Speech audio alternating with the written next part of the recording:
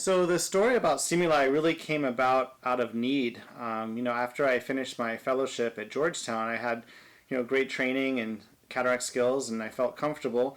But I had an opportunity to go do a one-year LASIK fellowship with Dr. Howard Gimbel up in Canada, and that was a fantastic experience. Got to know Dr. Gimbel and learn from him so much in LASIK, but also with cataract surgery, and obviously he's a master of cataract surgery. The problem was, being a U.S. citizen, I couldn't perform cataract surgery up there because the cases were allotted to the Canadian surgeons. So I did a refractive only LASIK fellowship, which means I wasn't in the eye operating with instruments inside the eye for a whole year.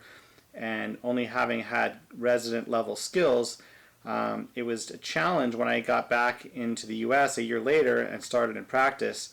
I found it challenging to get into cataract surgery again, especially with things like capsulorhexis. So I sat there for a year watching and learning from Dr. Gimbel, but it's very different from watching versus doing.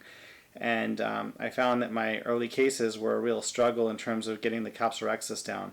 And so it was that kind of led me to try to seek out different ways of practicing outside of the OR to kind of get those skills back up.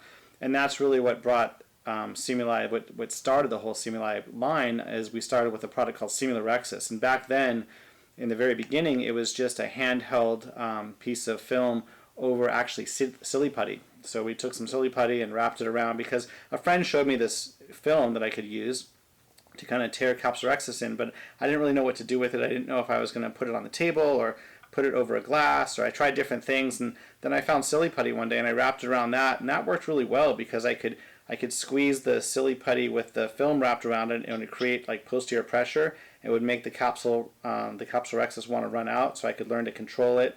And I could just do a bunch of those capsulorhexis before my next day of surgery. And that really helped a lot. And I thought, well, if this can help me, it can help others. And so that's how SimulEYE was born. Again, in a much more rudimentary fashion than it is today with all the pieces and replaceable films.